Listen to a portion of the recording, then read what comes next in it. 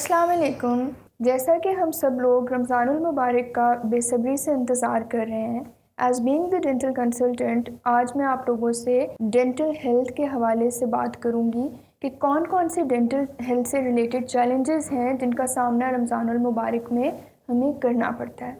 जैसे कि फ़ास्टिंग या रोज़ा रखने के दौरान हम पानी का इस्तेमाल नहीं कर रहे होते, हमारा खाना पीना बंद हुआ हुआ होता है।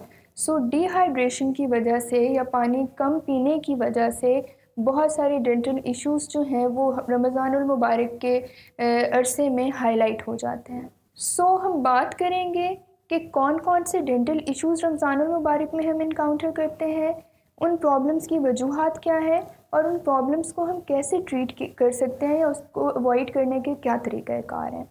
रमज़ानुल मुबारक के दौरान कम पानी की मिक़दार की वजह से सबसे बड़ा प्रॉब्लम जो डेंटल हेल्थ के हवाले से फ़ेस किया जाता है वो है हैलिटोसिस या बैड ब्रेथ।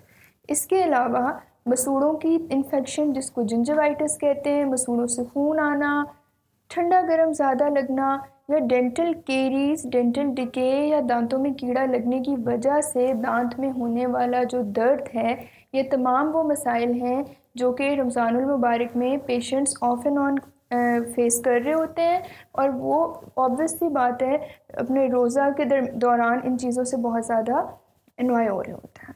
सो फास्टिंग के दौरान जब हम रोज़ा रख रहे होते हैं, जब हमारा पानी का इंटेक नहीं हो रहा होता, तो डिहाइड्रेशन की वजह से हमारी ओरल कैविटी या मुंह में पाए जाने वाले बैक्टीरिया की ग्रोथ ज़्यादा हो जाती है, जिसकी वजह से सारे डेंटल इश्यूज़ जिसमें बैड ब्रेथ शामिल है, जिसमें मसूड़े की तकलीफ़ शामिल है, जिसमें दांत की तकलीफ़ शामिल है, ये सारी की सारी चीज़ें उसमें हाईलाइट हो जाती हैं।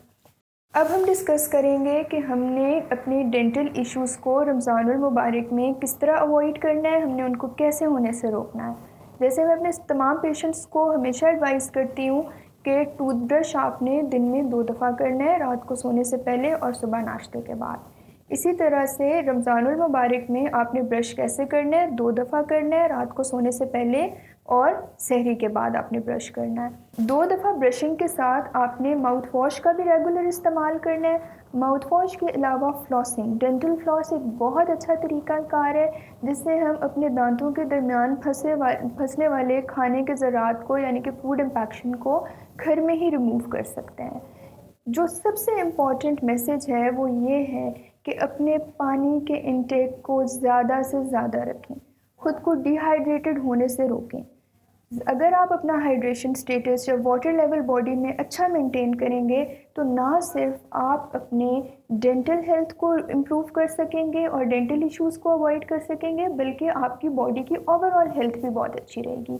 सो टेक होम मैसेज तो ये है कि प्लीज़ अपने वाटर स्टेटस को ठीक रखें, वाटर इनटेक ठीक रखें, 2 दफ़ा ब्रश करें, रेगुलर फ्लॉस करें, 2 दफ़ा माउथ वॉश का इस्तेमाल करें। इससे आप बैड ब्रेथ, डेंटल केरी से होने वाला पेन, सेंसिटिविटी, इसके साथ साथ आप जो है वो गम्स की इन्फेक्शन से आपकी बचत हो जाएगी।